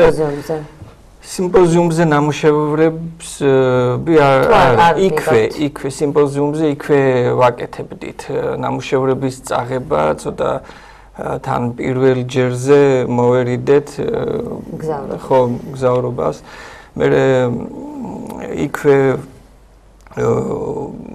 თხოვე ვკითხე მეუფეს რომ აქ უნდა დავიწყო მეთქი ხატი რომ სურველებმა რო უყურონ ვისაც ინტერესი აქვს და რომელი ხატი კი ის შემიქმნეს იქ ღუმელი დამახვედრეს ფერები ყველაფერი რაც აუცილებელია პირველ ეტაპზე ამ საქმისთვის გარდა პინცეტებისა და რაღაც ტიხრებისა და ეს მე მქონდა ესკიზები პინცეტები და იქვე დავიწყე რომელი ხატი დაწერეთ შექმნით ეს ვკითხე მეუფეს და რახან ივერიდან ხარ ივერის ყოლაწმინდა ღვთისმშობელის ხატი დიდი ზომის საკმაოდ და პირველ წელს ვერ დავასრულე ეს მე ჩამოვიტანე აქ დავასრულე და როგორც საჩუქარი ისე ჩაუტანე მეორე წელს ძალიან გავხარე. თქვენ ხატვერი ბრძანდებოდით და მუშაობთ პარალელურად მინანქარში? მე პროფესიით ხატვარი ვარ, ტექნიკის დიზაინი დავამთავრე, მაგრამ უკვე ბოლო კურსზე აკადემიის დამთავრების დროს დავინტერესდი ტექნიკური მინანქრის მიმდინარეობით და მაშინ მეუფე დანიელმა მაკურთხა მე აფხაზეთიდან ვარ და ჩვენი მიტროპოლიტი იყო მაშინ აფხაზეთის მეუფე დანიელი და დათის თხოვა რომ ესეთი ადამიანი არის აკადემიას ამთავრებს და აინტერესებს და მოვხდი ფოკანში და იმის მერე კი 13 წელია იქ ვარ. საერთაშორისო მიუხედავად იმისა რომ მე თათის ვიცნობდა ჩვენი საზოგადოებას და მესმოდა ფოკანის შესახებ, რაღაც გარკვეული შეხება მქონდა, როცა მივედი ამ თქვენს ამ სახელოსნოში გაოგნებული დავში. ეს არის მართლა უნიკალური. სოფლიოში ალბათ მაგალითი არ მოიძებნება, ცალკე შეიძლება კიდე ამ საუბარი, რაც იქ ნახე, საოცრებაა მართლა და რა ნახე ჩვენს გითხარი? საოცარი საწარმო, საოცარი ასე თქვა სახელოსნო, სადაც არის რაღაცა უზარმაზარი პროფესიონალიზმი, მრავალფეროვანი სახელოსნო, ხაწერა, ჭედურობა, ტექნოლოგიური მინანქარი, მოზაიკა, მიკრომოზაიკა და ეს შეთოთორი შესულია ფილმში, შეხედა ახალი იერუსალიმი, რომელიც პრემიერას გუშინ გამართა და პატრიარქმა როცა ნახა ეს ფილმი და ამ სახელოსნოს კადრები თქვა, რომ ამაზე ცალკე უნდა გაკეთდეს ფილმი, ესეთი სახელოსნოა. რამ მე როცა უყურებდი როგორ კეთდება ეს ტექნოლოგიური მინანქრის პროცესი, მივხვდი რომ მე როდეს ვერ გავაკეთებ ჩემი ნერვების პატრონი. ისეთი რაღაც სკრუპულოზური საქმეა, პატარა დეტალები, ჭრილმანები, ტიხარი, ფერის დადება, ალბათ ძალიან ესე რომ შევხედავთ ნამუშევარი და ლამაზია და სიამოვნებს და მოხიბლულები ვართ, მაგრამ რეალურად შრომაჩადები. კი, ძალიან შრომატევადი საქმე ეს თავიდან პირველივე შეხედვით ყველას გონია ამას მე ვერ შევძლებ სახელოსნოში ვართ რამოდენიმე მხატვარი პროფესიით თორემ სახელოსნოში ძალიან ბევრი ადამიანი მუშაობს სხვა პროფესიის ხალხი არიან თავიდანვე ნოლიდან დაიწყეს და ესეთი პროფესიონალები გახდნენ როგორც ყველა ჩვენთან ვინც არის თავიდან კი ნერვებს მოითხოვს სიმშვიდეს, მაგრამ მე გიყვარდება და კი ძალიან ბედნიერი საქმე არის. როგორც ვიცი, ასევე გარდა იმ ხატებისა და უშუალოდ თუ ეს პანაღიებით ჯვრები იქნება, რომელსაც თქვენ პოკანში შემდგომ 1000 თვით მაღაზიაში, ესე თქვა, შეკვეთები გაქვთ უცხო ქვეყნებისგან, არა მხოლოდ დავუშვათ სასულიერო სამკაულების, ხო, იქ რაღაც სხვა თემატიკაც არის. მაგალითად, რაღაც ნამუშევარ ფოტოს აკეთებდით, მახსოვს რაღაც დიდი სერია იყო. საათების, ახლო ჟამებში. კი, ძალიან ცნობილი ბრენდის საათების რაღაცა. კი. სახელოსნო ორი მიმართულებით მუშაობს, საეკლესიო და საერო მიმართულებით. ნივთები და მოდიკეტები. კი, საეკლესიო ეს გალერეა გვაქვს ჩვენ და იქ იდება ნამუშევრები, შეკვეთები, იქვე კეთდება და ესე ვითარდება სახელოსნო უცხოეთიდანაც რა თქმა უნდა, საქართველოს ეკლესიებიდან, ეპარქიებიდან და აგრეთვე საერო მიმართულებით თქვენ აღნიშნეთ სხვადასხვა შეკვეთები ნებისმიერი რამე რაც ადამიანს ჭირდება ეს იქნება ცნობილი ჩვენი წინაპრების მხატვრების კოპირებები პანოების სახით ის იქნება ფიროსმანი, კაკაბაძე, გუდიაშვილი და ესე შემდეგ და მაგის გარდა მოზაიკა გვაქვს ჩვენ ძალიან განვითარდა ბოლო დროს მიკრომოზაიკა და თქვენთვის ყველაზე საინტერესო სამუშაო რომელია? მე ტექნოლოგიურ მინანქარზე მუშაობ ხატწერაზე. და რა მასალა ჭირდება ზოგადად? ეხლა რამე თუ რამდენი მასალაში ხდება ხო მუშაობა ეს? ტექნოლოგიური მინანქარი ძირითადად შეიქმნა ეს ოქროსთვის წინაპრების რაც მუზეუმში გვაქვს ძირითადად ოქროზეა შესრულებული, მაგრამ ვერცხლზეც ეს უფრო აღდგენა რო დაიწყო ტექნოლოგიური მინანქრის უკვე 21 საუკუნის დასაწყისში, ეხლა ბევრი კეთდება და ყველას ოქროში ხო ვერ გავაკეთებ და კი ვერცხლში ძირითადად სინთეზი კი სპილენზეც კეთდება ეხლა დიდი ეს ნამუშევრები ხატები კი კეთდება სპილენზე, მაგრამ როცა ხატს ეხება საქმე სინთეზი ვერცხლი და ოქრო, რაც სხეულს შეეხება სახე და რაც მთავარ ფერებთან არის ეს დაკავშირებული. ზოგი ფერები ისეთია, რომ ოქრო ჭირდება, ოქროს ტიხრები ჭირდება, იმიტომ რომ რაღაც რეაქციაში შედის, ფერს იცვლის და ესე. და ჩვენი საუბრის დასასრულს დაუბრუნდით თემას, რითაც დავიწყეთ ამ სიმპოზიუმზე მინდა გითხოთ, რამდენად მნიშვნელოვანი სიმპოზიუმია და თუ არის დაგეგმილი, კიდევ ჩახვიდეთ დაუშვათ და აქტიურად მიიღოთ მონაწილეობა. ძალიან მნიშვნელოვანია ყველა ხატმწერისთვის, საინტერესოა, იმიტომ რომ ძალიან საინტერესო და ძლიერი ხატმწერები ჩამოდიან სხვადასხვა ქვეყნებიდან, რუსეთი, მაკედონია. გამოცდილების გაზიარება ხდება ალბათ. კი, როგორ არის, ყველა ხედავს. ხიაცის ქვეშ ეს მონასტერს დიდი ეზო აქვს და მონასტრის ეზოში კეთდება ეგ ფრესკები იხატება, ხეზე კვეთა არის ძალიან განვითარებული და ხატწერა ხო ძალიან საინტერესოა, გამოცდილებას ღებულობთ ხო ჩვენ და თავიანთვისაც მნიშვნელოვანია ჩვენი ჩასვლა იქ და სულ გვეპატიჟებიან. დიდ მადლობას მოგახსენეთ მობრძანებისთვის და წარმატებებს შეგახსენებთ. ჩვენი დღევანდელი გადაცემის ბოლო სტუმარი გახდათ ხატვწერი ჯუსტან მიქაელ ფარულოვა. დღევანდელ გადაცემას კი ხატვწერი არა, მაგრამ წამყვანი რუსუდან გეჟაცთეკ ახამექიაშვილი უძღვებოდით. სასიამოვნო და ბედნიერ დღეს გესულობთ და რა თქმა უნდა მომავალი შეხვედრის იმედით გემშვიდობებით ხვალ დილას კვლავ შევხვდებით ჩვენი ეთერის საშუალებით. მადლობთ ყურადღებისთვის, ნახვამდის.